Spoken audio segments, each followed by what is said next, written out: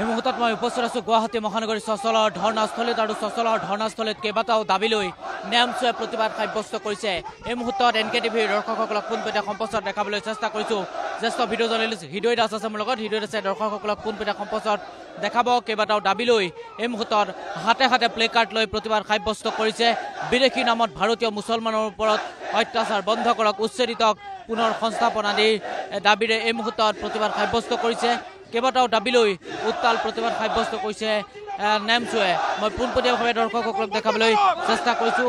বিভিন্ন দাবী লৈ এই মুহূৰ্তত প্ৰতিবাদকাৰীসকল ওলাই আহিছে। অসমৰ বিভিন্ন প্ৰান্তৰ পৰা তেওঁলোকে ওলাই আহিছে। পোনপটীয়া সম্প্ৰচাৰত NKTVৰ দৰ্শকসকলক দেখাবলৈ চেষ্টা কৰিছোঁ। মই প্ৰথমে দৃশ্যাংকসমূহ দৰ্শকসকলক দেখাইছোঁ, তাৰ পাছতেই কেন্দ্ৰীয় সমিতিৰ নেতৃত্ব আছে, তেওঁলোকৰ লগত কথা পাতিম।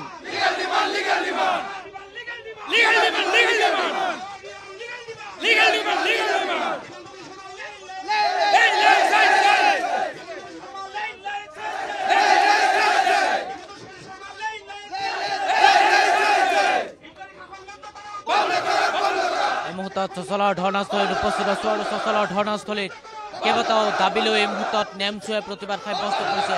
মুছলমানৰ অন্যায় অত্যাচাৰ বন্ধ কৰক আদি দাবী লৈ চচলৰ ধৰ্ণাস্থলীত প্ৰতিবাদ সাব্যস্ত কৰিছে। এই মুহূৰ্তত শ প্ৰতিবাদকাৰী ওলাই আহিছে।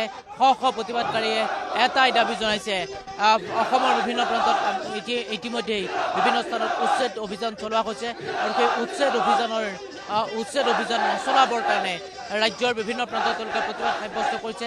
নেমচুৱে আজিৰ দিনটোত গুৱাহাটীৰ চচলৰ ধৰ্ণাস্থলীত প্ৰতিবাদ সাব্যস্ত কৰিছে। সভাপতিগৰাকী আছে, মই আপোনাৰ কাষলৈ আহিছোঁ। আজিৰ দিনটোত আপোনালোকে প্ৰতিবাদ সাব্যস্ত কৰিছে। অসমৰ বিভিন্ন প্ৰান্তত যেনেদৰে বৰ্তমান সময়ত উচ্ছেদ চলোৱা হৈছে তাৰ বিৰোধিতাৰে প্ৰতিবাদ সাব্যস্ত কৰিছে। চাওক, হিমন্ত বিশ্ব শৰ্মা যেতিয়া মুখ্যমন্ত্ৰী হৈছে তেতিয়াৰ পৰা এই অসমখনত এটা অৰাজকতা চলি আছে। নিয়ম কানুন বোলা কোনো বস্তু নাই। তেওঁৰ যি মন যায় তাকে কৰে, দাদাগিৰি হিচাপে সকলো কাম কৰে। গতিকে এইবিলাক বন্ধ কৰিব লাগিব। আমি নিয়ম মতে চলিব লাগিব। ভাৰতবৰ্ষ এখন ধৰ্ম নিৰপেক্ষ গণতান্ত্ৰিক ৰাষ্ট্ৰ হয়। ইয়াত সকলো সংবিধান মতে চলিব লাগিব।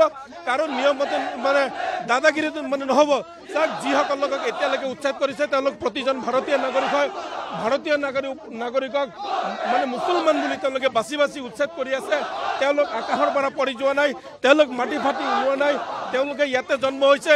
হিমন্ত বিশ্ব শৰ্মাৰ যিমান অধিকাৰ আছে সকলো ৰাইজৰে সিমান অধিকাৰ আছে। গতিকে ভাৰতীয় মুছলমানক উচ্ছেদ কৰা বন্ধ কৰিব লাগে। আৰু যিসকলক এতিয়ালৈকে উচ্ছেদ কৰিছে তেওঁলোকক অতি শীঘ্ৰে পুনৰ সংস্থাপন কৰিব লাগে।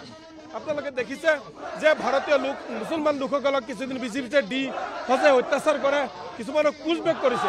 আমাৰ কথা 1971 চনৰ আগৰ 1951 চনৰ 71 চনৰ 39 চনৰ নথি পত্ৰ থকা, আনকি বিদ্যালয়ত অধ্যয়ন কৰা নথি পত্ৰ থকা লোককো হিমন্ত বিশ্ব শৰ্মাই সাম্প্ৰদায়িকভাৱে মুছলমান বুলি ভাবি বাংলাদেশ সজাইছে। গতিকে এইবোৰ দাদাগিৰি নচলিব, দাদাগিৰি চলিবলৈ দিয়া নহ'ব। আমি ভাৰতীয় সংবিধানক সন্মান জনাওঁ, ভাৰতীয় ন্যায় ব্যৱস্থাক সন্মান জনাওঁ, আইনী ব্যৱস্থাক আমি সন্মান জনাওঁ। আমি দৰ্শকসকলক দেখাবলৈ চেষ্টা কৰিছোঁ। চচলৰ ধৰ্ণাস্থলীত কেইবাটাও দাবী লৈ নেমচুৱে প্ৰতিবাদ সাব্যস্ত কৰিছে। তেওঁলোকে ইতিমধ্যে হাতে হাতে প্লে কাৰ্ড লৈ মুহূৰ্তত ওলাই আহিছে। জ্যেষ্ঠ ভিডিঅ' জাৰ্নেলিষ্ট হৃদয় দাস আছে মোৰ লগত। হৃদয় দাসে দৰ্শকসকলক দেখাব কেনেদৰে বিভিন্ন প্ৰান্তৰ পৰা এইসকল বিভিন্ন প্ৰান্তৰ পৰা এইসকল লোক আহি কেনেদৰে প্ৰতিবাদ সাব্যস্ত কৰিছে। দৰ্শকসকলক পোনপটীয়া সম্প্ৰচাৰত দেখাবলৈ চেষ্টা কৰিছোঁ। এয়া হৈছে চচলৰ ধৰ্ণাস্থলী। চচলৰ ধৰ্ণাস্থলীত এই মুহূৰ্তত তেওঁলোকে কেইবাটাও দাবী লৈ প্ৰতিবাদ সাব্যস্ত কৰিছে। নেমচুৱে এই মুহূৰ্তত পোনপটীয়া সম্প্ৰচাৰত দেখাবলৈ চেষ্টা কৰিছোঁ। কেইবাটাও দাবী লৈ এই মুহূৰ্তত উত্তাল কৰিছে চচলৰ ধৰ্ণাস্থলী। পোনপটীয়া সম্প্ৰচাৰত দেখাবলৈ চেষ্টা কৰিছোঁ। বিভিন্নগৰাকী আছে, আমি পোনপটীয়া সম্প্ৰচাৰত দেখাবলৈ চেষ্টা কৰিছোঁ। বিভিন্নগৰাকীয়ে তেওঁলোকে কৈছে যে হিটলাৰী শাসন বন্ধ কৰক, ভাৰতীয় মুছলমানৰ যি ফাৰ্ষ্ট বেগ বন্ধ কৰক, তেওঁলোকে প্লাছ বেগ বন্ধ কৰক, বিভিন্ন দাবী লৈ তেওঁলোকে উত্তাল কৰিছে। চচলৰ ধৰ্ণাস্থলীত উত্তাল সাব্যস্ত কৰা দেখা পোৱা গৈছে। নেমচুৰ কেন্দ্ৰীয় সমিতিৰ আন বিষয়ববীয়া সকলো আছে, মই অকণমান কথা পাতিবলৈ চেষ্টা কৰিম। মই আপোনাৰ কাষলৈ আহিছোঁ। কেইবাটাও দাবী লৈ আপোনালোকে আজিৰ দিনটোত চচলৰ ধৰ্ণাস্থলীত উত্তাল প্ৰতিবাদ সাব্যস্ত কৰিছে। এই আন্দোলন ৰাইজৰ স্বাৰ্থৰ আন্দোলন।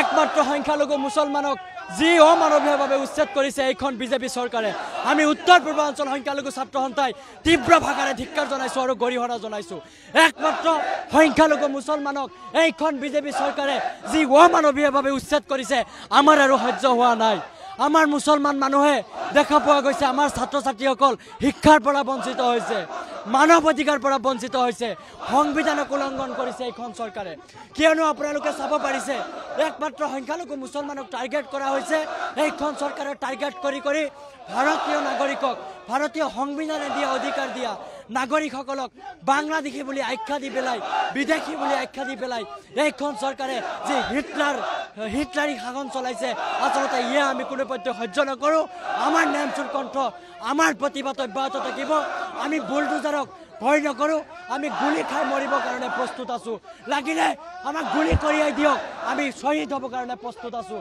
আৰু আমাৰ জনাইছোঁ আৰু এনেদৰে চচলৰ ধৰ্ণাস্থলীৰ প্ৰতিবাদ সাব্যস্ত কৰিছে কেইবাটাও দাবী লৈ তেওঁলোকে প্ৰতিবাদ সাব্যস্ত কৰিছে অসমৰ বিভিন্ন প্ৰান্তত আমি দেখিবলৈ পাইছোঁ বিভিন্ন সময়ত উচ্ছেদ অভিযান চলোৱা হৈছে আৰু সেই উচ্ছেদ অভিযানৰ বিৰোধিতাৰে এই মুহূৰ্তত নেমচুৱে চচলৰ ধৰ্ণাস্থলীত প্ৰতিবাদ সাব্যস্ত কৰিছে কেইবাটাও দাবী লৈ তেওঁলোকে প্ৰতিবাদ সাব্যস্ত কৰিছে এফালে আজিৰ দিনত মুখ্যমন্ত্ৰী ডক্টৰ হিমন্ত বিশ্ব শৰ্মাই দিছপুৰত উচ্ছেদৰ সন্দৰ্ভত সংবাদমেল সম্বোধন কৰিছে আনফালে চচলৰ ধৰ্ণাস্থলীত নেমচুৱে সাব্যস্ত কৰিছে প্ৰতিবাদ